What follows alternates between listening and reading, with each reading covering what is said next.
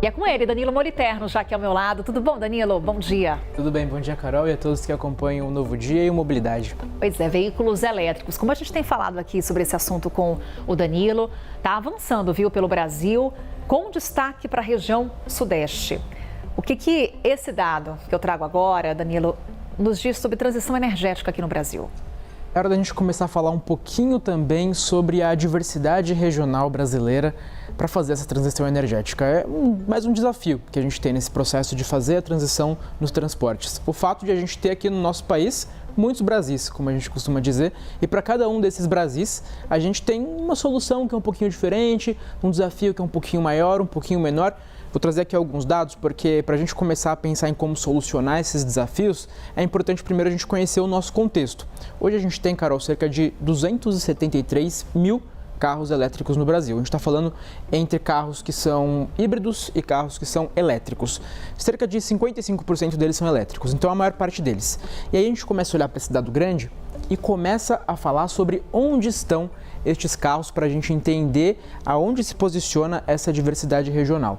Vamos lá, como você já bem mencionou, a maior parte, uma concentração muito importante, está na região sudeste. Olha a diferença, né, Danilo? Quase metade. Quase metade. Quase metade. A gente está falando de 128 mil, quase 129 mil carros elétricos na região sudeste, 47%. Na sequência, daqui a pouquinho eu faço uma leitura sobre, vamos aqui relatar os dados. Na sequência, a gente tem a região sul, com 20%, mais de 54 mil carros elétricos. Depois, a região nordeste, com quase 41 mil carros elétricos, 15% da frota total que a gente tem aqui no país.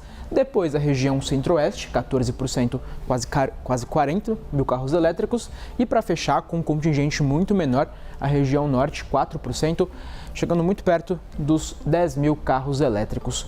O que a gente pode tirar deste mapinha que a gente tem e dessa diversidade regional? Primeiro, que a gente tem mais carros elétricos em locais em que a gente tem mais poder aquisitivo. A gente sabe que o carro elétrico ele ainda é uma solução um pouquinho mais cara, tanto o elétrico quanto o híbrido. Então, essa é uma primeira questão que a gente tem que tirar. E segundo, ainda a gente tem os carros elétricos, especialmente em regiões em que a gente tem muitos centros urbanos.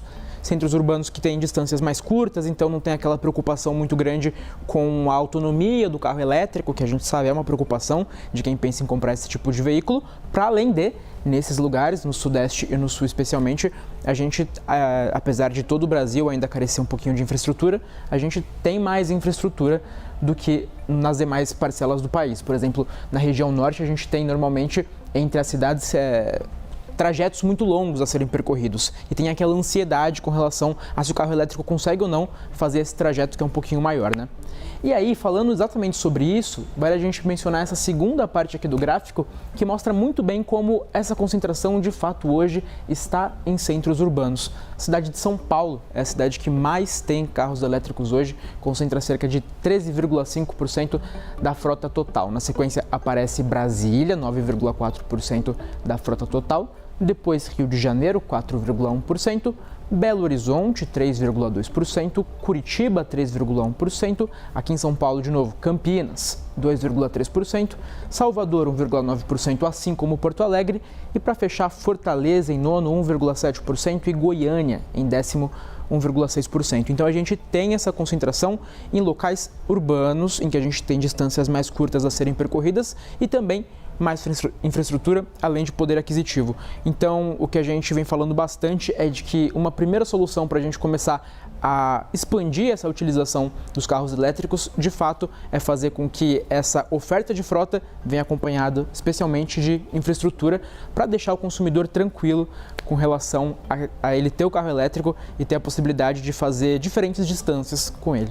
E é interessante observar a realidade regional, como o Danilo coloca para a gente. Na região norte, por exemplo, destaque para como as hidrovias, o transporte fluvial também está se adaptando nesse processo de transição energética. É um dos assuntos que a gente monitora também quando a gente fala sobre essas mudanças e esses diferentes Brasis.